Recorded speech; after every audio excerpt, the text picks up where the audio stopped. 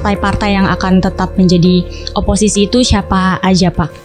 Nasdem dan PKB sudah menyatakan siap bergabung. Ya. Agak aneh sih kalau kata masa transisi, karena kan mereka melanjutkan Pak Prabowo. Tinggal lanjutin. Ya, maksudnya transisi pemerintahan dari habis menunggu selesai pelantikan. Selamat bergabung kembali di podcast Secret Story dengan saya Naura. Hari ini kita akan membahas topik yang cukup menarik nih teman-teman. Setelah kemarin sudah diumumkannya Pak Prabowo Subianto sebagai presiden baru untuk 5 tahun ke depan, pastinya kita juga menebak-nebak dan ingin tahu ya prediksi pemerintahan Indonesia seperti apa ke depannya. Di sini saya sudah bersama 2 orang narasumber yang akan menemani kita untuk ngobrol-ngobrol hari ini. Selamat datang Pak Gaib dan Pak Hendra.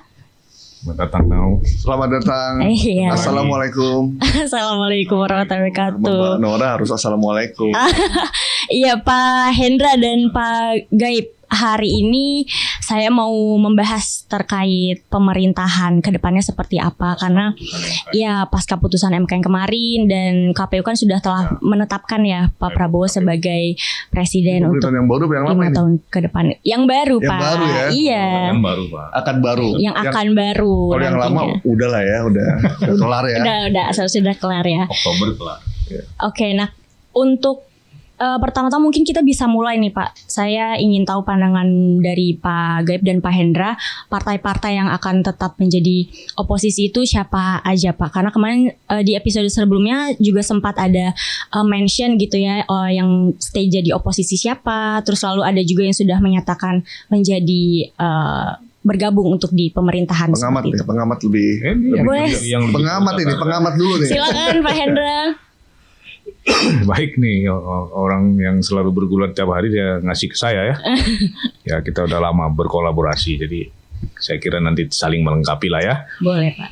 Ya kalau kita lihat di perkembangan terakhir ya, setelah MK memutuskan menolak ya pemohon 0103, walaupun itu sejarah tuh katanya ya, ada 3 hakim MK yang dissenting opinion atau punya pendapat yang berbeda ya. Tapi menarik setelah itu ya kontestasi politik sudah selesai, lalu KPU menetapkan ya presiden dan wakil presiden terpilih, maka peta politik berikutnya tentu logika politiknya bagaimana presiden dan wakil presiden kan mau bekerja dengan tenang gitu ya. Nah, maka bagaimana representasi dari dukungan partai politik ya di DPR yang signifikan itu akan ditarik ya. Menjadikan satu kekuatan untuk mendukung pemerintahan baru Presiden Prabowo Subianto dan Wakil Presiden Gibran Raka Buming Raka ya. Nah hari ini kan Nasdem dan PKB sudah menyatakan siap bergabung ya.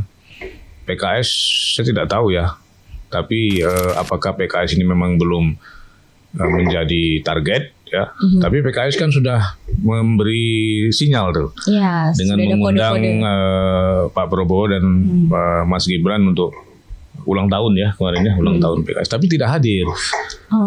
Tidak hadir. Apakah itu sinyal penolakan atau memang belum waktunya? Ya nanti kita lihat perkembangannya.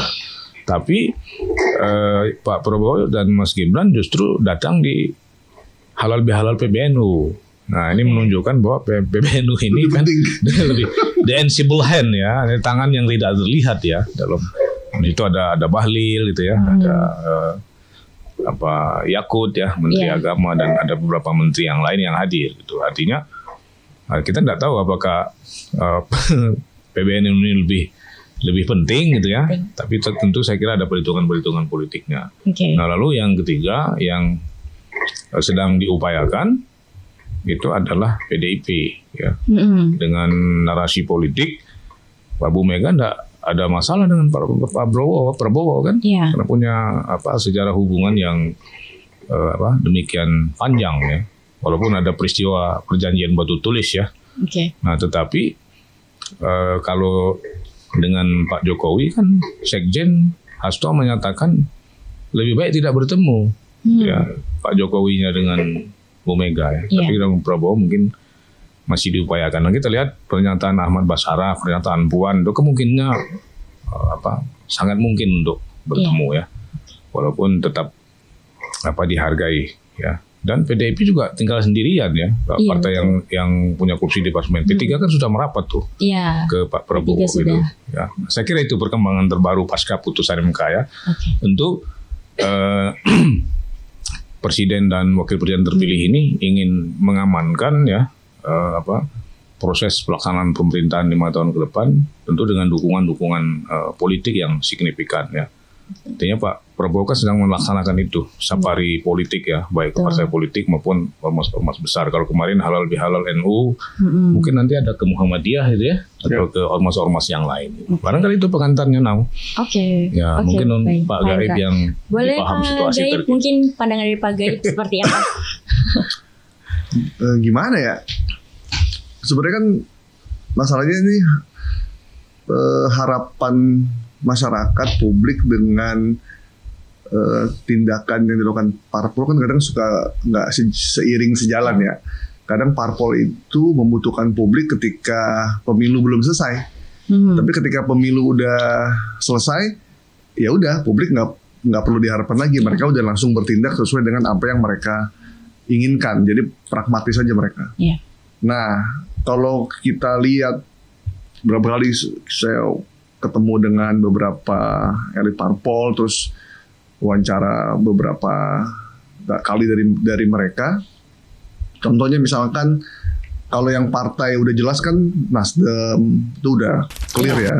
Kalau PKB masih udah jelas, cuman bertemu tapi mungkin tinggal belum cocok apalah gitu, mungkin apalah gitu ya. Memang PKB punya kepentingan juga untuk pemerintah untuk bergabung karena kan dia juga mengamankan diri juga gitu. Nah yang belum jelas ini kan PKS dan PDIP. PDIP kalau menurut beberapa orang bilang masih akan bergabung, beberapa lagi bilang enggak, udah jelas, udah clear gitu kan. Pak Ganjar juga udah ngomong, Pak Sekjen, walaupun Mbak Puan masih goyang-goyang dikit gitu kan.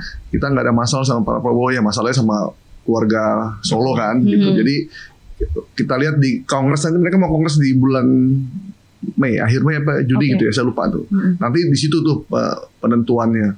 Tapi arahnya kayaknya kalau dilihat dari obrolan-obrolan mereka udah biasa di luar, mereka biasa di dalam juga, jadi nggak ada masalah juga. Yang kedua PKS ini kan memang agak lain nih sekjennya ini nih. Udah diundang tapi nggak datang tuh artinya ditolak sebenarnya. Dan partai-partai pendukung yang kemarin 02 nggak ada yang datang juga. Gitu. Golkar nggak datang, yang lain nggak datang. Artinya mungkin Pak Prabowo merasa nyaman dengan kalau PKS di luar ya aman-aman aja gitu. Aman-aman aja. Tapi mungkin kalau PDIP agak-agak ngeri-ngeri sedap juga karena kan pemenang pemilu 100. Itu apakah artinya PKS itu nggak dihitung kekuatan politik? Nggak dihitung mungkin. Yang hanya 7% ya. Mungkin nggak ya. Tidak terhitung. PKS itu 5 kalau prediksi kan 53 kursi ya. Kalau mereka di luar berdua dengan PDIP kan cuman 100 berapa lah, 160-an gitu. Sementara yang lain ini sekitar 300-an. Jadi nggak nyampe ya. Nggak bakal bisanya voting pun bisa tetap unggul gitu. Sangat mayoritas. Tapi ya mungkin akan dibiarkan, udah nggak apa-apa lah. Kalau PKS oposisi, PDIP oposisi, biar agak imbang dikit gitu. No problem lah. Toh dalam pemungutan suara juga nanti di DPR tetap menang juga. Ingat ya, dulu Pak SBY ya kurang kuat apa? Dulu katanya Pak SBY itu kalau dipasangkan sama sapi juga itu pasti Pak SBY menang. Periode kedua ya? Periode kedua. Pak Budiono. Tapi dia tetap aja membutuhkan semua partai dan hanya PDIP yang oposisi. SBY berbudi. Iya. SBY berbudi, masih ingat saya. Iya. Jadi sekuat SBY itu aja, itu MK nggak ada masalah, masyarakat juga nggak ada masalah. Itu butuh partai yang begitu banyak di luar PDIP. Apalagi yang sekarang udah ada dissenting opinion, ada keterbelahan di masyarakat, pasti dia sangat membutuhkan sih. Itu dari kita. Nah, bagaimana dengan tatanan kabinet di pemerintahan yang akan datang ini, Pak? Apakah partai koalisi itu akan menjadi dominan di tatanan kabinetnya untuk kedepannya? Menurut Bapak bagaimana? Siapa nih? Saya ya. Ya kalau komposisi kabinet kan selama ini kan ada dari yang sebagian besar ya didominasi oleh kader partai politik ya. Dan itu nanti kan terbagi 2, ya. Jadi klasifikasi kementerian apa itu kan tentu yang diutamakan adalah partai yang mengusung dari awal. Artinya yang ikut dari terminal ya, bukan yang naik dari halte gitu kan. Jadi kalau yang baru bergabung mungkin porsinya mungkin akan berbeda. Tentu ada tambahan dari di kementerian-kementerian tertentu dari kalangan profesional ya. Tapi saya memprediksi di kabinet ini saya kira ada satu kekuatan juga yang tidak bisa dijalankan oleh partai politik ya, relawan. Ya. Relawan ini signifikan ya, walaupun di 2 periode Jokowi kan baru Wamen, kemudian itu pun di akhir ya, Budi Ari jadi Menkominfo karena Pak Joni Plate ada masalah dengan KPK.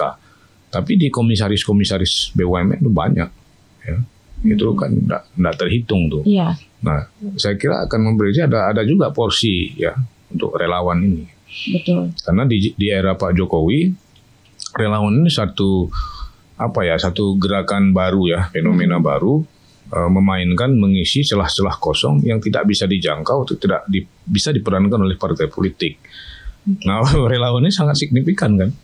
Betul. Ya. Nah, apakah prediksinya mereka akan dapat tempat? Saya kira mungkin akan lebih signifikan dibanding Pak Jokowi 2 periode. Ya, ada Bolo masih itu kan, Projo juga masih eksis dan seterusnya, banyak sekali, ada ratusan itu.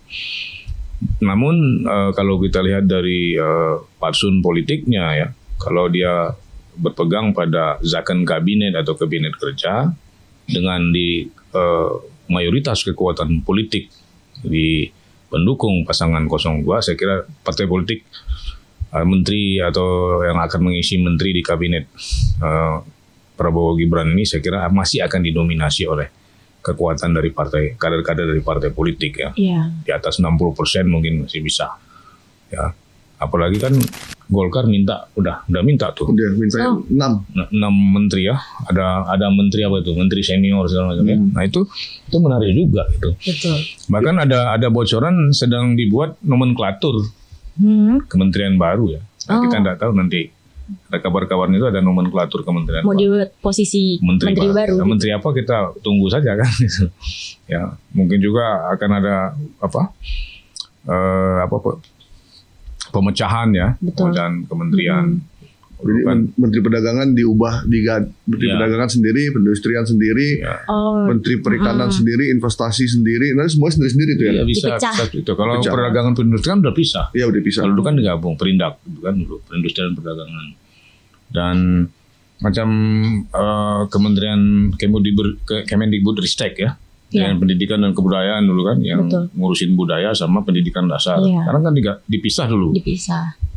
Pendidikan tinggi dan riset teknologi sendiri. Sekarang digabung. Iya, digabung betul. Nah, bisa jadi ini bisa lagi. Bisa jadi 2 atau jadi 3 karena untuk mengakomodir pendidikan. Jadi ada 5 level yang akan rebutin menteri. Tadi kan Bang Hendro udah bilang. Satu yang mulai dari terminal. Ini partai pendukung. Kemudian pengusung. Kemudian ada yang dari halte. Ini yang masuk belakangan nih, di tengah-tengah. Tapi ada lagi satu lagi Bang, yang nunggu di tikungan. Tapi di yang itu dari awal, Om Gaib. Itu ada lagi partai non parlemen dan partai baru. Nah, jadi Gelora dan seterusnya. Gelora dan lain-lain, PSI kan pasti dikasih tempat dong. Iya. Minimal staf sus. Nah, yang ketiga kan tadi tuh menunggu di tikungan. Jadi dia nunggunya di tikungan nih. Ada nih belakangan nih paling buncit nih. Kemudian tadi Bang Hendra bilang relawan. Udah pasti diakomodasi. Dan ada lagi yang kelima yang terakhir. Vaksinnya Pak Jokowi dan Pak Gibran. Ini juga mesti diakomodasi dong. Kan katanya Pak Pratikno masuk lagi, Pak Balil masuk lagi. Jadi memang Pak Prabowo yang non partai ya. Mungkin akan sangat pusing untuk menentukan komposisi. Kalau kita lihat dari ini ya, kacamata media tuh kita ngeliatnya tuh pasti dia akan mumet sekali karena mesti diakomodasi. Barangkali porsi profesional nanti akan mengecil. Bisa jadi. Persentasenya. Bisa jadi. Karena Prof Yusril dia ngomong kan kemarin, Pak Prabowo kalau bisa jangan semua partai dimasukin dong. Gitu. Kita yang nggak ada di parlemen juga butuh diakomodasi juga kan. Gitu. Yang tidak di parlemen tapi dia ikut dari terminal. Non parlemen kan baru. PSI, Garuda, PBB. Iya. Itu kan dari terminal dia memulai meskipun nggak ada di DPR, tapi Jadi kan, semuanya Perindo, mau masuk ya Pak ya ke Perindo dalam kan ikut juga posisi. dari awal. Perindo di enggak lah, 03 ya. Perindo di 03. 03 ya. Gitu. Oke. Garuda, Lora, PBB. Nah itu jadi komposisinya pelangi lah ya. Mungkin lebih Banyak. banyak ya, lebih mumet dibanding Pak Jokowi kemarin. Lebih beragam. Lebih beragam. Oke Pak. Nah kemarin saya juga sempat lihat di beberapa artikel berita juga bahwa dari anggota Dewan Pakar TKN-nya Prabowo Gibran itu menyatakan nantinya itu Pak Jokowi akan terlibat dalam penyusunan kabinet. Ini pandangan dari bapak-bapak sekalian seperti apa? Mungkin dari Pak Hendra dulu. Ya kata terlibat itu kan bisa dimaknai macam-macam ya. Terlibat misalnya memberikan saran dan masukan. Ya. Atau diminta misalnya kan, diminta memberikan masukan atau berinisiatif, Betul. ya kan? Atau memang the king apanya itu? Kingmaker. Kingmaker atau godfather-nya kan? Begini dengan mempertegas 10 tahun beliau mengelola pemerintahan sebagai presiden kepala negara dan kepala pemerintahan ya. Artinya kan dia tahu persis tuh kira-kira di kementerian ini siapa kan gitu. Nah saya kira terlibat itu apalagi pernyataan TKN 02 ya. Iya. Nah, kita masih menunggu kadar keterlibatan itu apa. Atas inisiatif sendiri diminta pertimbangan dan terusnya. Atau misalnya memang dia yang menentukan ya. Walaupun kan undang-undangnya prerogatif presiden ya menentukan kabinet itu. Tapi kata terlibat itu juga bisa dimaknai sebagai komunikasi politik ya. Betul. Bahwa Prabowo yang diisukan sudah berusaha untuk mulai meninggalkan Jokowi mungkin ya diduga ya banyak pihak. Bahkan sudah mengukur kapan masa bulan madunya kan gitu. Apakah 100 hari kerja dan seterusnya. Jadi masih multi interpretasi. Mungkin ini terlibat transisi kali. Ya kalau transisi lah ya pasti terlibat dong. Harus terlibat karena sebelum pelantikan 20 Oktober itu kan biasanya dibentuk tim transisi ya. Di mana biasanya tuh Mensesnek tuh kepalanya ya. Nah, apakah Mensesneknya masih yang sekarang ini? Belum tahu juga. Tapi memang agak aneh sih kalau kata masa transisi karena kan mereka melanjutkan Pak Prabowo. Tinggal lanjutin. Ya maksudnya transisi pemerintahan dari habis menunggu selesai pelantikan. Kan tidak boleh ada kekosongan untuk kekuasaan negara. Iya, benar-benar. Iya. Kalau dari Pak Gaib seperti apa Pak? Ya kalau memang sebenarnya nggak tahu tuh. Saya emang bener ngomong gitu ya, terlibat gitu ya Pak Jokowi. Iya, ingin agak ngeri sedap sih kalau ngomong. Selain gitu. terlibat penyusunan kabinet, kalau Jokowi juga akan diberikan peran. Gitu. Peran dalam menentukan arah kebijakan. Gitu. Ya nggak tahu ya. Kalau berkontribusi beda kan. Beda. Tapi terlibat tuh. Apakah Pak Prabowo mau menjadi presiden yang dibayang-bayangi mantan presiden? Kan kita nggak tahu juga. Iya. Berarti nggak move on dari mantan. Iya. Kan jadi kalaupun nanti pemerintahannya sukses, ini sukses Prabowo apa sukses Pak Jokowi kita nggak ngerti juga. Kalau saya jadi presiden sih pengennya kita punya prerogatif penuh. Mereka kasih masukan aja gitu. Sama kayak waktu Pak Jokowi dengan Bu Mega. Orang kan mengira-ngira bahwa Pak Jokowi dipengaruhi oleh Bu Mega. Bu Mega menjadi bayang-bayang Pak Jokowi. Pak Jokowi kan nggak nyaman juga. Karena petugas partai. Iya, karena petugas partai selalu disebut gitu. Karena akhirnya kan nggak nyaman. Akhirnya Pak Jokowi berani mengambil peran kan. Banyak beberapa hal yang diminta Bu Mega A, dieksekusinya B. Soal Kapolri, Bu Mega maunya X, yang diambil Y. Itu kan kesan bahwa I'm a president.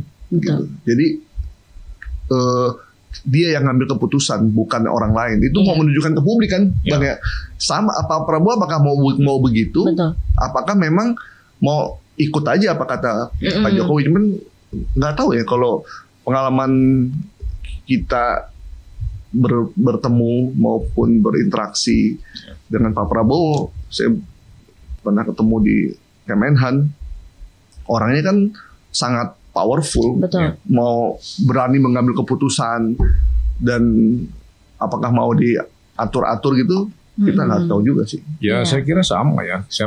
Siapapun itu kalau dia apalagi presiden ya, kan di Indonesia kan dia bukan hanya kepala negara gitu, tapi kepala pemerintahan, punya hak prerogatif yang sangat kuat ya, kewenangan yang sangat kuat gitu. Jadi kalau tadi ada istilah bahasa terlibat, saya kira diksi itu perlu direnungkan ya, dikaji lagi lebih mendalam. Kalau dia berkontribusi memberikan masukan, ya kan tetap saja nanti pengambil keputusannya kan presiden. Iya betul. Karena dia yang mempunyai hak untuk itu. Tapi kan kita tidak tahu gitu. Ya, kalau kemudian misalnya 2 kali ya bertarung 2014, 2019 gitu kan. Mungkin yang nggak move on tadi kan gitu ya. Kalau nggak Pak Jokowi ini nggak jadi nih Bang. Misalnya kan begitu. Yang penting jangan ada istilah tuh ya.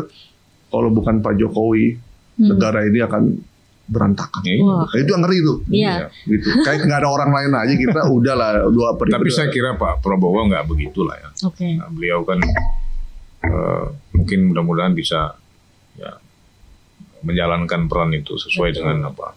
Ada satu lagi tadi menteri itu, komposisi wilayah, etnis. Nah, itu penting itu tuh. penting juga. Penting tuh. Nggak ada orang Aceh nanti. Itu yang Aceh. sering nggak ada orang Papua kan. Itu yang kadang diabaikan. Padahal itu penting loh. Penting ya. Tapi selama ini maksudnya di pemerintahan Pak Jokowi itu seimbang kan Pak? Maksudnya? Ya ada kan kalau yang Menteri Perlindungan Anak itu siapa? Bu Profesor Yohana ya. Yang bisa periode pertama. Dari Bali ada dilantik ya. Iya. Kemudian ada dari Papua tuh mantan wakil menteri dalam negeri Wetipu ya. Sekarang kan jadi anggota terpilih ya. DPR terpilih, caleg terpilih lah, apa DPD apa DPR RI. Nah, kemudian ada yang Dohong ya dari Dayak. Wakil menteri KLHK ya. Jadi kayaknya nanti wamennya akan dilanjutkan ya. Bisa karena wamen jadi tempat yang untuk mengakomodasi. Mengakomodasi. Itu yang pertama. Yang kedua mungkin tadi ada perubahan nomenklatur. Ya. Penambahan menteri baru atau bongkar pasang lah ya. Iya betul. Ya, yang masih bisa dijadikan 2 atau 3 menteri. Ya. Nah, yang menarik apakah misalnya Kementerian Desa itu dipisah dengan PDT untuk percepatan, atau bisa jadi Kemendes itu yang urusan desa diambil lagi oleh Dirjen PMD di Kemendagri, diambil kembali. Karena kan desa itu kan paling bingung tuh proses penyelenggaraan pemerintahnya, lapornya ke Kemendagri, keuangannya ke Kementerian Keuangan, dana desanya. Nah untuk pembangunannya ke Kemendes. Kemarin itu belum lagi pendamping desanya, kepala. Tapi memang daerah memang nih kita belum ngelihat think tanknya Pak Prabowo Gibran ini siapa sih sebenarnya untuk transisi menuju ke depan. Ini belum kalau dulu kan begitu Pak Jokowi menang langsung kelihatan tuh ada Bu Rini, ada Ari Wijayanto, beberapa lah tuh ya. Wijayanto tuh siapa mantan Lemhanas? Iya. Yang sekarang Bambang Wijayanto. Jadi kelihatan tuh sudah terlihat gambarannya. Nah, sekarang tuh kayak antara Gerindra, PDIP itu Gerindra dan Pak Jokowi agak menunggu nih. Siapa yang jadi tim transisi? Barangkali mungkin sudah mungkin ada kan isunya kan disiapkan, tapi belum diekspos. Menteri Perindustrian siapa? Kartasasmita itu Agus Kartasasmita tuh. Agus Gumiwang tuh isunya. Cuman kan kalau Agus jadi ketua transisi nggak enak sama Pak Ketum Golkar, Pak Erlangga. Sekarang lagi fokus siapa yang mau jadi Ketum Golkar, di Munas, dan siapa yang mau jadi Ketum PDIP di Kongres. Jadi saling nunggu nih. Publik harus segera dibuat sehingga kita ada gambaran nih. Sekarang tuh kita siapa ya? Jadi saling menunggu nih antara kubu-kubu ini. Gitu. Itu sih yang kita lihat ya di kacamata media ya. Untuk urusannya Mas Bambang lah, Bambang Sudarmiko dan kawan-kawannya. Iya. Hari Dwi Payana dan Oke Pak, tadi kan kita juga sudah membahas bagaimana kalau misalkan Pak Jokowi itu terlibat ya atau mungkin diberikan peran dalam menentukan arah pemerintahan. Kemarin juga saya sempat baca bahwa Pak SBY juga akan terlibat dalam penyusunan kabinet. Nah makanya tadi meskipun banyak pihak yang masuk gitu ya Pak ingin terlibat atau diberikan peran, ini sebuah hal yang wajarkah atau bagaimana Pak? Ini maksudnya ada 2 mantan presiden gitu. Mungkin itu kan yang ngomong siapa tuh ya? TKN juga ya? Iya. Yang TKN itu kan apakah masih ada ketika presiden udah menang? Kan harusnya udah nggak ada kan? Udah kelar gitu tugasnya. Udah selesai nih. Mission accomplished, udah beres nih. Tinggal kita bentuk tim baru untuk pembentukan transisi dan kabinet kebayangan kan yang mengira-ngira. Dan para pengusung itu dapat peran apa? Peran apa? Nah, kalau kan Pak Prabowo ini akomodatif juga orangnya. Mungkin dalam bahasa Jawa tuh ada ayo pakai kan nggak enak. Gimana Pak SBY pendapatnya ini gitu. Kalau udah menang begini sih, kalau buat partai sih udah nggak pakai ini lagi, langsung to the point aja. Kita bantu, terus kita menang, kita dapat apa, terus berapa banyak, udah gitu aja. Itu yang Golkar minta 6 itu siapa itu yang menyatakan? Pak Erlangga. Langsung. Kayak Bu Mega dulu kan, Jokowi periode kedua. Iya benar, langsung minta 10 kalau nggak salah ya. 10. Betul. Berarti itu langsung the point minta 6 iya, posisi. Gitu. Ya wajar aja karena memang orang bikin partai kan buat berkuasa ya gitu. Betul. Jadi to the point aja. Jadi kalau berbunga-bunga nanti bahasa apa pakai kode-kode Jawa ya, apa namanya itu, simbol-simbol yang kita nggak, komunikasi non verbal. jadi simbolik ya. Jadi kalau sama partai mah butuh apa, perlu apa gitu. Tapi mungkin Pak Prabowo mau ngasih kesan yang kan Pak Prabowo pengen persatuan segala macam ya. Ya kalau di pertemuan-pertemuan seperti misalnya Empat Mata segala, itu nggak ada simbolik now. Kalau sudah menyatakan ditanya wartawan dia baru simbolik. Iya. Ya. Oh ya kita tunggulah. Pasti Golkar ini yang duluan mengusung. Betul. Gibran, itu kan simbolik-simbolik seperti itu. Kita akan melibatkan ketua partai, kita akan bertanya, padahal mah kita akan minta pertimbangan mantan-mantan presiden, termasuk misalnya Pak SBY yang ketua Majelis Tinggi Demokrat juga mendukung ya. Nah, kata terlibat itu saya memaknainya mungkin meminta masukan. Minta masukan. Ya. Atau misalnya bisa juga Demokrat mau berapa nih kan gitu. Ya, Demokrat mau sekian. Betul. Ya. Yang menarik kan pernyataan Demokrat kalau jadi ke sebelah, nggak tahu deh hari ini jadi apa. Jadi memang kadang publik mesti kita sadarkan nih, jangan sampai statement-statement elit politik itu dijadikan acuan kemudian masuk ke dalam hati jadi kesimpulan dan kenyataannya nggak sesuai. Padahal kenyataannya nggak begitu. Ya, itu kan di front apa bang istilahnya bang, panggung depan ya, gitu. Itu kan panggung depan, dia harus ngomong begitu kan. Di backstage beda lagi. Di panggung belakangnya ya beda lagi gitu. The point gitu. Kan ketemu Empat Mata nih. Gitu. Udah gini-gini ya, kita berdiskusi ini padahal mah udah deal di belakang. Udah kelar ya. Nah, masalahnya demi bangsa dan negara. Nah, masalahnya masyarakat kita kadang memenelan mentah-mentah omongan itu. Betul. Begitu dia percaya dan dalam perjalanannya ternyata nggak begitu, akhirnya dia kecewa. Iya. Ya, itulah mengapa oposisi itu kan dalam sebuah negara demokrasi kan diperlukan. Tapi oposisi itu sedih bos. Sakit bos ya. Dia menonton dari luar kan, dia tidak punya akses kekuasaan. Ya tapi walaupun begitu, ya kita tidak tahu kalau semua misalnya diborong masuk ke dalam pemerintahan, ya apakah tadi sinyal tidak didatangi undangan PKS itu udah biarlah gitu. Udah cukup lah. Atau kata Prabowo, ya masa gue yang datang, lu dong yang nyamperin kita. Nah mungkin gitu. itu juga kan kode-kode juga tuh ya. Simbol-simbol politik. Tapi memang mungkin buat sebagian orang lebih baik PKS PDIP nggak usah gabung. Iya. Karena kalau gabung makin mempersempit. Iya. Pembagian dan karena sudah banyak. Udah banyak dan PDIP pemenang pemilu. Apa cukup 2 menteri? Iya. Masuk cuma 2 menteri. Terus kalau PKS ngapain gabung?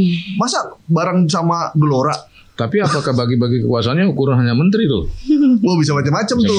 Termasuk pilkada. Ya. Termasuk pilkada. Pilkada itu kan perlu koalisi. Isu barisan nasional ya. Untuk barisan nasional. Jangan sampai ada partai yang nggak diajak sama sekali. Yang agak ngeri-ngeri sedap kan konsensi. Iya.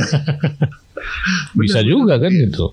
Ya kalau misalkan PDIP dan PKS misalkan juga gabung gitu, nanti jatuhnya kan maksudnya sampai saat ini yang terlihat menjadi oposisi kan juga baru PDIP dan PKS gitu ya Pak. Nanti belum bisa-bisa final. Iya, berarti bisa-bisa nggak ada oposisi, nggak mungkin juga ya Pak. Yang pasti kalau kita berbaik sangka, PKS mengundang Pak Prabowo, Gibran dalam acara ulang tahun ya.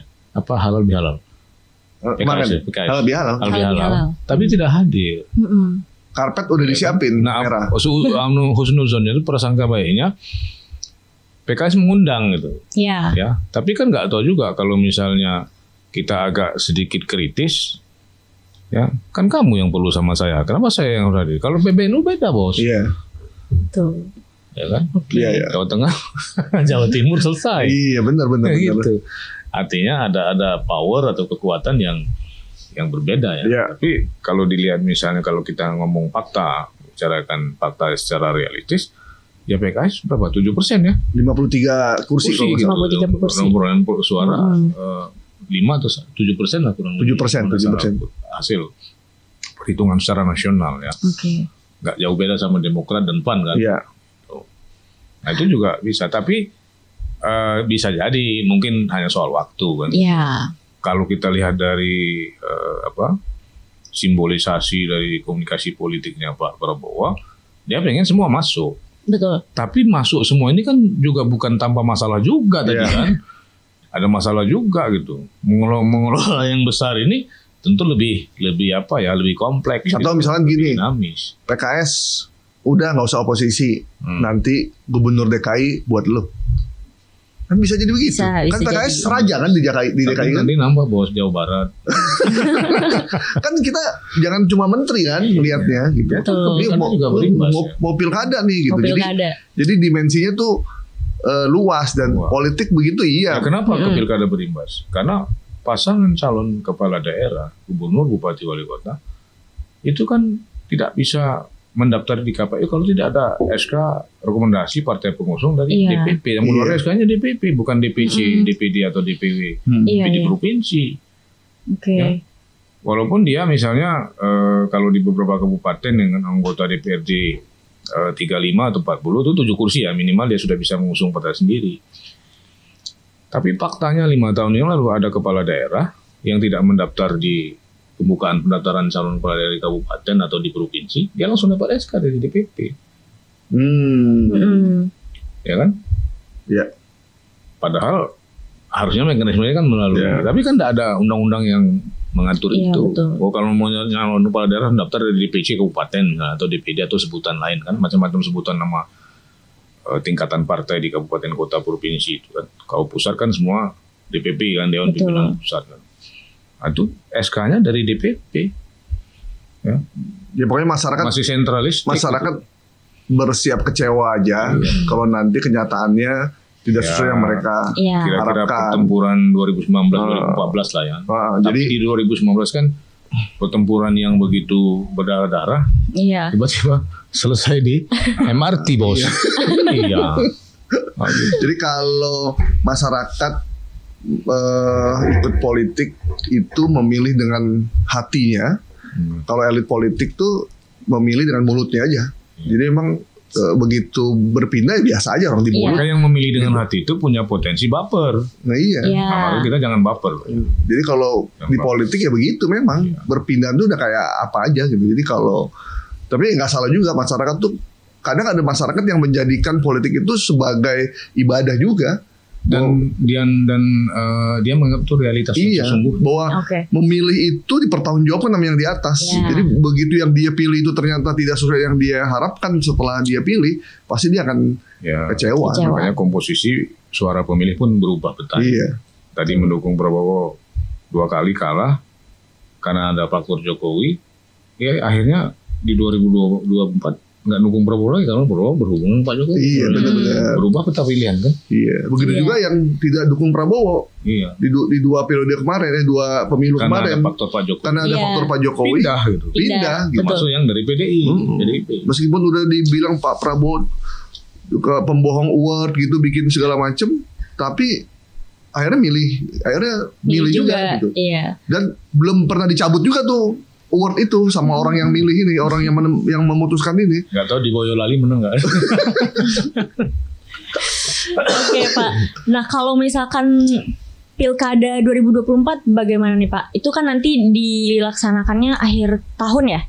September, November ya? Tapi sekarang ada wacana akan dibuatkan Perpu ya Oke. di September ya, dipercepat. Oh akan Ya, tapi dipercepat. kan kalau di jadwalnya kan November. Kenapa? Setelah Pak Jokowi lengser kan. Iya, sebenarnya ada pertimbangan-pertimbangan politik ini. Kalau yang misalnya terpilih menjadi anggota DPRD, ya, suaranya mayoritas misalnya di kabupaten kota atau di provinsi, maka dia dapat jatah kursi ketua ya misalnya atau pimpinan DPRD. Nah, DPRD kabupaten kota itu kalau tidak salah termasuk provinsi itu dilantik pada tanggal 16 Agustus. Gitu. Kalau pilkadanya September, ya, berarti dia daftarnya kan di sekitar Juli, Pak. Iya. Karena September, Agustus kampanye. Berarti dia nanti kalau nggak terpilih masih bisa dilantik jadi anggota DPRD.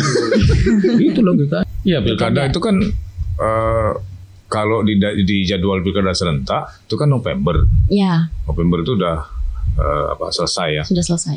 Berarti September kampanye, Agustus sudah pendaftaran calon pasangan calon ya. Nah sekarang KPU KPU Kabupaten Kota atau Provinsi sudah melaksanakan tahapan pemilihan gubernur dan bupati wali kota. Karena udah tahap sosialisasi, partai-partai udah membuka pendaftaran. Maka sudah ada yang menutup itu. Ya, kasus menutup pendaftaran. Ya kayak yang di Medan kan, di Sumatera Utara, di kabupaten kota rata-rata paling 1-2 hari lagi, tapi udah banyak yang menutup kan seminggu kan. Nah, jadi dari situ sudah terlihat ya tahapan itu sudah berjalan. Nah, tapi kemarin ada upaya, sebenarnya wacananya sudah lama, itu mau dimajukan September.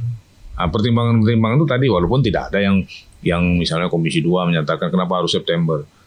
Tapi kan banyak suara-suara yang teman-teman KPU juga menyatakan pertimbangannya itu. Jadi kalau dia kalah pilkada, yang DPRD tadi tidak harus mundur dia mendaftar itu. Nah, tapi tidak tahu kalau perpunya mengatur. Ada perpu. Ada perpu, ya. Tapi kalau mau undang-undang kan nggak mungkin. Ya, prosesnya kan panjang, harus ada pansusnya ya, harus ada usulan dari mana. Tapi memang udah ada rencana perpu mau keluar. Ada yang udah. Iya, sebenarnya belum ada wacana itu. Tapi percepatan pilkada dari November ke September itu dulu pernah dibahas persiapan pengganti undang-undangnya, undang-undang pilkada nomor 16 itu, nomor 10 itu. Nah kalau tidak sempat perpu itu kemarin Pak Doli ya dalam wawancara dengan TV One kalau nggak salah Pak dari tinggal DPR-nya kan gitu untuk mewacanakan itu. Nah tapi tidak secara gamblang disebut apa pertimbangannya kalau tetap September ya atau dimajukan September dengan undang-undang baru atau perpu peraturan pemerintah pengganti undang-undang. Kalau perpu kan atau ribet, Presiden mengusulkan ke DPR, iya, betul. Ya, ke Komisi 2 karena penyelenggaraan pemilu ya. Nah, tapi di tingkat publik, terutama pengamat pemilu, pengamat demokrasi, itu tadi pertimbangannya. DPRD Kabupaten Kota itu dilantiknya tanggal 16 Agustus. Ya. Ya, artinya kalaupun pilkada dilaksanakan September, Agustus sudah masa kampanye. Ya. Pendaftarannya Juli. Atau awal Agustus paling lambat pendaftaran pasangan calon yang diusung oleh partai politik dan atau gabungan partai politik yang punya kursi di DPRD kabupaten kota atau provinsi, gitu ya. Nah syaratnya kan berbeda-beda tuh. Iya. Ya kalau misalnya kabupaten atau kota yang kabupaten yang anggota DPRD-nya misalnya 35-40 dengan komposisi DPT pemilih tetapnya 250 ribuan sampai 300 ribu itu kan 7 kursi dia sudah bisa mengusung. Betul, cukup banyak ya. Artinya kalau yang 25 kan dan 25 paling kecil itu 5 kursi dia dapat kursi partai politik yang memperoleh kursi di DPRD atau gabungan ya. Betul. Koalisi partai politik. Kalau yang 7 kursi tadi sekitar 15% kalau tidak salah dari suara sah pemilihan di kabupaten atau kota itu. Di provinsi tergantung ya. Provinsi kan rata-rata 75 ya. Ya, atau kalau Babel sama Bengkulu itu berapa? Nah, provinsinya kan baru Kepulauan Riau misalnya. Ya, jadi kalau di Jawa kan bahkan ada yang 100. Ya. DKI berapa? DPRD provinsinya. Berapa ya? 100 lebih kan? 100-an. Ya tergantung jumlah penduduknya. Iya. Jumlah penduduk kan. Nah, itu. Jadi itu peta, tapi nampaknya ya partai-partai politik terutama DPP-nya belum fokus ke situ. Tadi yang tim transisi aja belum ada suaranya ya. Peralihan dari pemerintahan Pak Jokowi ke Prabowo kan belum ada. Belum terlihat karena belum terlihat. Ya, kita nggak tahu apakah sudah digodok timnya. Harus diingat juga kalau mencalonkan kepala daerah itu nggak cuma sekedar butuh surat administrasi, tapi butuh hepeng juga. Ya.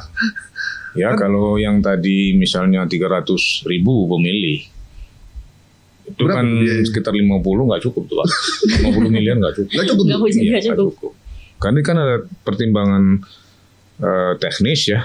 Teknis itu misalnya survei segala macam dia. Iya. Ada pertimbangan politis ya, pasangan, partai pengusung, yang pertimbangan ekonomis. Iya. Iya. Ya, kalau dulu kan zaman kita masih kuliah kan ada 8 tas Pak. Maksudnya? Popularitas, Oh, iya, elektabilitas. iya. Terakhir isi tas. Tas yang ke-8 Iya, iya. itu tas Pak. Itu yang penting justru. Itu. Jadi Nah kalau sekarang dia kalau misalnya dia incumbent walaupun di PJ kan, ya itu tadi teknis itu hasil surveinya gimana, Iya. kesukaan, kemudian politisnya itu misalnya siapa partai pengusungnya, Iya. siapa calon pasangannya, ekonomis itu dan bagaimana bisa TSM. Apa itu? Struktur sistematis dan masif. oke. Jadi 50 miliar tuh baru persiapan ya? Ya persiapan aja. Berbentuk tim. Belum kampanye tuh ya? Belum Pak. Belum. Ya. Makanya nggak ada lagi kampanye terbuka sekarang. Di era Pak Jokowi kan belusukan. Oh. Nggak ada lagi ngundang band, ngundang Ngundang, artis iya, dangdut. iya, iya. Itu nggak ada lagi sekarang. Iya. Karena ngundangnya susah, ngembalikannya harus kasih ongkos Pak. Iya.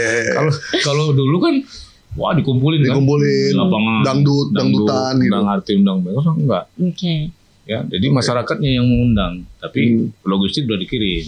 Oke. Itu minuman, makanannya dan berapa orang yang hadir, termasuk souvenir. Nah, Saya kalau itu teknis itu. pikirin gitu ya jadi gubernur, bupati, wali kota, Ya, bisa sampai stres lah. MM-an gitu, itu gimana ngembaliinnya ya? Ya, Kecuali kalau dia sudah melakukan negosiasi dengan pengusaha tambang gitu kan? ya sebenarnya Sudah kerja sama. Ya. kuenya kan kue APBD Pak. Dana perimbangan pusat, daerah, ya di situ. Oke. Tapi kan kita nggak tahu caranya gimana. Iya, Karena kita benar-benar. tidak di sana. Nah, ini juga yang ditunggu-tunggu sih Pak sama teman-teman yang mungkin pengen tahu juga ya. Bagaimana menurut Pak Gaib dan Pak Hendra arah pemerintahan kita ke depannya secara keseluruhan? Karena kan banyak mungkin kekhawatiran dari publik gitu ya Pak ya, nanti wah pada saat pemerintahan Pak Prabowo ini akan menjadi gini. Itu bagaimana pendapat dari Pak Gaib dan Pak Hendra? Ya sebagai wake up call juga lah untuk publik bahwa kayak mungkin jangan terlalu khawatir atau seperti apa gitu Pak. Ya, kalau saya duluan ya, seperti beliau Mas Gaib katakan, kita ini kan masyarakat ini kan tidak perlu terlalu banyak berharap ya.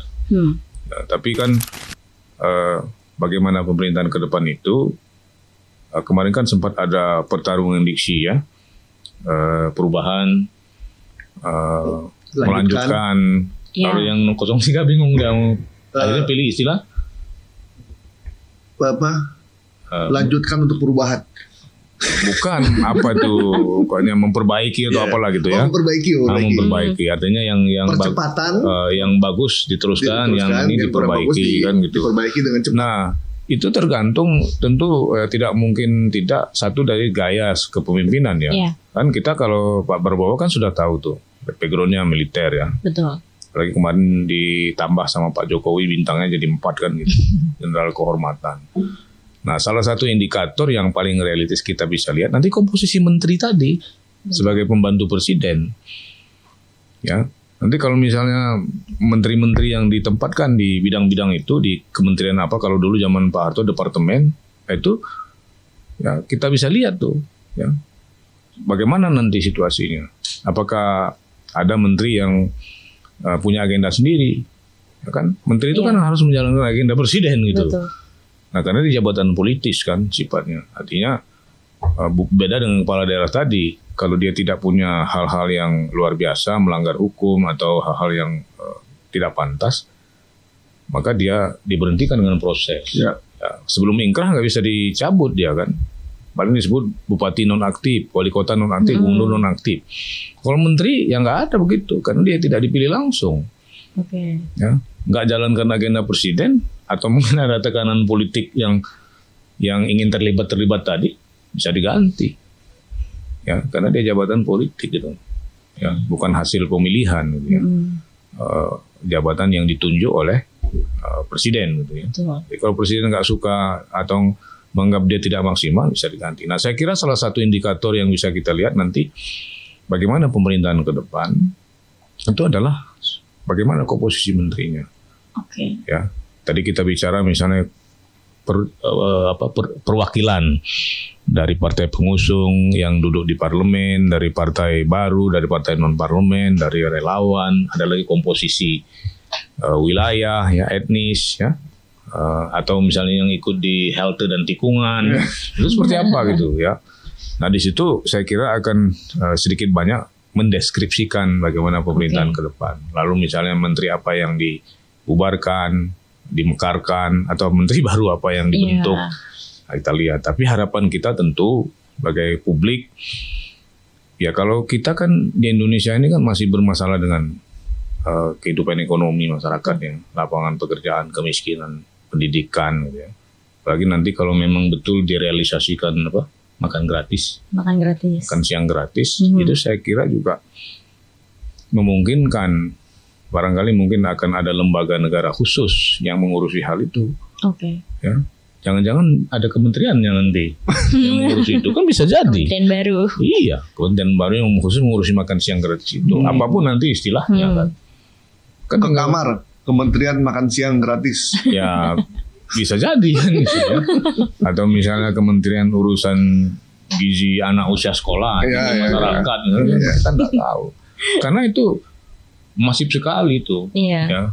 Kalau kita lihat dari data berapa jumlah siswa TK, SD sampai SMA di Indonesia kan. Betul. Dengan ada 350 berapa sekarang kabupaten kota, 38 provinsi. Itu kan luar biasa. Sangat besar itu Pak. Ya. Kalau nasinya itu sebungkus 10.000. Iya. Lihat aja data siswa itu berapa Pak. Iya. Kalikan aja Pak. Ya. Kalau dari 10 juta misalnya jumlah sekolah, jumlah anak usia sekolah itu. Kalikan aja 10.000 semua. 10 juta udah berapa? Udah anggaran satu kementerian. Beribu-ribu triliun. Masuk akal. Iya. Bisa jadi ada lembaga negara, apakah setingkat lembaga negara, badan khusus, atau mungkin bisa jadi kementerian gitu, urusan gizi misalnya. Nah kalau yang saya baca dari komen-komen yang masuk di WhatsApp ya, di media gitu, kita suka nanya, terus mereka suka ngasih komen gitu. Memang kekhawatiran tuh masalah ekonomi yang pertama, ya karena khawatir misalkan nanti BBM akan naik karena subsidi akan dicabut. Subsidi dicabut untuk makan siang gratis. Betul. Gitu. Itu kekhawatiran yang pertama.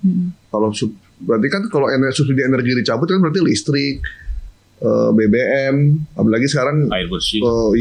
Apalagi sekarang katanya Pertalite udah mulai diganti sama Pertalite Green atau apa gitu. Betul, udah mulai tondo-tondonya begitu ya. Pertamini di desa-desa semua sudah pertama Pak. Iya, udah pertama ya. Nanti saya fotoin dulu. Jadi kemungkinan itu yang dikhawatirkan. Sementara pemasukan segala macam nggak bertambah juga, terutama untuk kelas menengah ya. Betul. Gaji nggak naik gitu. Yang kedua pajak. Kan kemarin di kampanye kan Pak Prabowo dan Pak Gibran terutama kan akan meningkatkan ekstensifikasi akan segala macam tuh untuk mendapatkan negara dari sektor pajak itu kan dikhawatirkan akan ada kenaikan lagi padahal hidup kita semuanya udah dipajakin nih nggak ada yang nggak dipajakin. Pegawai negeri baru naik kemarin loh semasa Pak Jokowi. Iya, dari kemarin. Jadi dan THR-nya dipajakin kan, THR dipajakin, STNK pajak, rumah dipajakin, kendaraan semua udah dipajakin nih.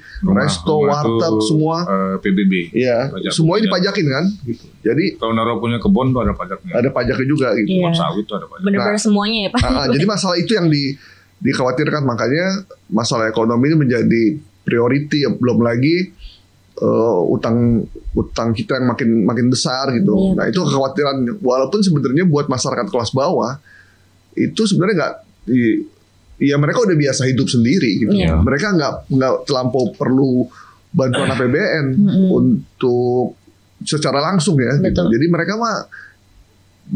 udah paham kok pemilu ke pemilu, siapapun presidennya, mereka tetap jual ayam geprek, mereka tetap jual ketoprak. Jadi biasa-biasa hidup itu buat mereka gitu. Tetap seperti sama saja. Paling kalau misalkan gasnya naik, mereka menyesuaikan. Buat yang jual nasi uduk itunya naik, mereka menyesuaikan. Nah, tugas negara adalah membuat itu jangan sampai naik. Udah dipajakin, hidup makin sulit. Nah, kenapa kita atau masyarakat ini kelihatan khawatir?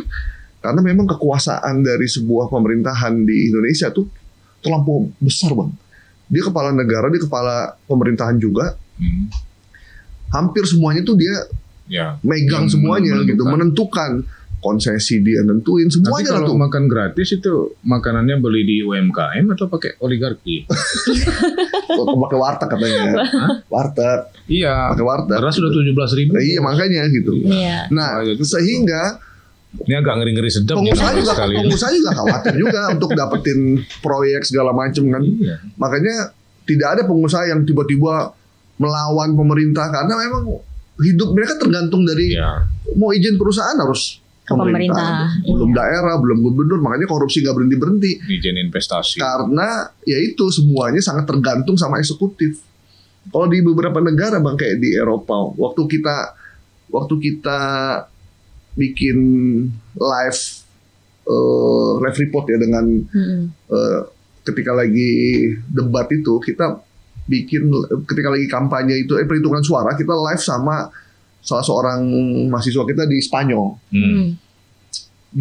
Kita tanya, dia cerita macam-macam tentang pemilihan di sana kayak gimana. Terus kita tanya, kalau di Spanyol itu pemilihannya kayak apa presiden?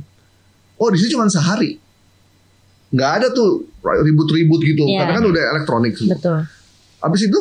Abis milih ya kita kerja lagi seperti biasa. Spanyol parlementer. Iya, parlementer kan dia. Santai sekali. Kok di sana nggak kayak kita gontok-gontokan apa gitu. Terus dia bilang, ya karena di sini masyarakatnya bisa mandiri, tidak tergantung sama negara. Iya. Gitu. Jadi ciri masyarakat maju itu tidak menggantungkan hidupnya pada negara. Jadi dia bisa, ya udah mau siapapun presidennya, siapapun perdana menterinya ya bisa sih usual aja. Bisa. Nah kalau di kita, ya itu semua ditentukan oleh negara, sehingga semuanya ingin merapat kepada negara. Iya. Jadi yang sudah kaya khawatir, yang miskin kayak kita lebih khawatir lagi. Lebih khawatir lagi. Kira-kira gimana nih jualannya? Gimana nih jualan oncom kita, nasi uduknya gitu. Gas naik nggak? Minyak goreng naik nggak? Ya, kalau naik semua kan nggak ada daya beli gitu. Jadi itulah mudah-mudahan segeralah masyarakatnya dapat kepastian yang jelas gitu sampai sekarang kita kesabarannya teruji ya. Masyarakat kita mah udah nggak ada duanya gitu. Kalau saya ditanya gimana, ini akan chaos nggak? Saya pikir selama masih telur murah, betul, beras masih bisa dijangkau, itu masih aman. Minyak goreng ada. Minyak goreng ada. Kita beli pun yang penting ada. Kecuali kalau itu memang udah stoknya udah kosong. Selama kita keluar rumah ke kiri ayam geprek, ke kanan masih ada warteg, itu masih aman. Bubur ayam segala macam. Karena itu yang nyelamatin ekonomi kita sebenarnya. Gitu. Coba kalau di Eropa nggak ada jual ayam geprek, ke supermarket kosong. Nggak ada gandum, nggak ada daging, chaos mereka. Kalau di kita kan nggak ada, kita banyak substitusinya. Aman kan? Ada umbi-umbian, ada pisang gitu. Cabai mahal suruh nanam cabai kita di pot. Iya. Hidroponik. Iya, jadi mungkin dari kemarin juga banyak ya dari teman-teman saya juga yang mungkin kayak iya nanti gimana ya ke depannya. Jadi mungkin itu kali ya teman-teman dari Pak Gaib dan Pak Hendra bahwa mungkin nanti di pemerintahan ke depannya itu pasti mungkin ada perubahan-perubahan, tetapi mungkin nanti untuk dalam menjalani hidup tuh tidak terlalu berubah. Iya, kalau di usia Naura itu kan apa istilahnya sekarang mengkhawatirkan quarter life ya. Nah, jadi cirinya adalah ingin cepat tahu apa yang akan terjadi. Iya, betul. Tapi begitu sangat bersabar nanti ketika apa sudah yang terjadi. Iya. Gitu ya. Nah, itu yang sekarang ini kan seperti itu ya. Pengennya nanti setelah ini tapi rebahan gitu. Kan repot tuh urusan. Kamu rebahan. Pengen quarter life sukses gitu, dari kuliah langsung dapat kerja, langsung dapat suami, istri, ganteng nanti gitu ya. Tapi ya rebahan. Pengen enggak sabar tuh. pengen tahu apa yang terjadi. Pengen punya rumah gede, Ya. rumah yang besar gitu segala macam. Sementara harga rumahnya sekarang udah MM-an harganya. Iya. Ya, Paling tetapi murah memang, ya udah MM-an. Bulan madu kekuasaan itu dalam sejarah politik Indonesia tidak lama ya. Betul. Ya kita lihatlah misalnya SBY 2 kan wapresnya, Pak Jokowi 2. Iya. Itu kan menandakan itu. Ya, dulu kita menunggu nih Profesor Doktor Ma'ruf, Iya. semua kan? Iya. Padahal harusnya Mahfud kan? Mahfud. SBY berbudi, SBY JK gitu ya, Jokowi JK adalah kita Iya. gitu. Ya termasuk zaman Pak Harto. Ya. Siapa yang nggak nurut ya gebuk kan? Iya. Benar-benar. Soekarno duit tunggal berpisah. Betul. Soekarno menjadi presiden sendiri ya, bukan ditetapkan sebagai presiden nomor itu. Dia selalu menarik mencermati konstelasi politik. Nah tentu yang membuat kita khawatir itu situasi global ya, Iya. geopolitik ke depan di kawasan Asia Tenggara, Laut Cina Selatan, apalagi di Timur Tengah nih sekarang ya. Iya. Udah Iran ikut gitu Iya, kan. betul. Nah itu kan mempengaruhi ya. Ukraina Rusia juga belum selesai ya. Nah ini ada tanda-tanda gitu ya. Karena ada di daerah-daerah konflik itu ada produk yang nggak bisa kita impor, Iya. ada produk yang nggak bisa kita ekspor. Ya kalau orang ahli ekonomi kan begitu melihatnya. Jadi kita tunggu saja lah apa yang akan terjadi ya. Nah, mudah-mudahan sesuai dengan harapan Iya. masyarakat ya. Nah, Oke. tapi kembali indikatornya itu tadi. Bagaimana komposisi completely ya struktur pemerintahan yang akan datang. Kita sih berharap nih ya, pemerintahan yang sekarang ini itu lebih punya priority terhadap kebutuhan dasar masyarakat. Ya. Itu yang paling penting. Apa sih kebutuhan dasar masyarakat? Satu, pendidikan. Betul. Pendidikan yang terjangkau, harganya murah, punya kualitas. Itu Iya. yang penting tuh. Dua Karena kesehatan. kemudian kesehatan itu juga harus diprioritasin karena itu yang menjadi kebutuhan dasar masyarakat. BPJS bukan cuma harganya murah, tapi Iya. juga pelayanannya di rumah sakit juga diprioritaskan untuk mereka. Berarti Betul. kata yang anggota DPR dulu, negara tidak boleh berbisnis Iya. dengan rakyatnya. Toh BPJS masyarakat juga bayar Dokter juga ya. kan, bukan Iya. gratisan. Jadi tegas gitu kalau ada rumah sakit yang ini langsung dikasih teguran. Oke. 3, harga kebutuhan pokok yang Iya. harus Sembako. stabil. Itu yang penting. Jangan pemerintah mengeluarkan kebijakan yang tujuannya lebih kepada kepentingan pengusaha saja. Ngasih konsesi, ngasih ini, ngasih konsesi, ngasih izin ini segala macam, impact-nya apa buat masyarakat? Nggak terlampau signifikan. Jadi Iya. itu aja dulu. Karena selama masyarakatnya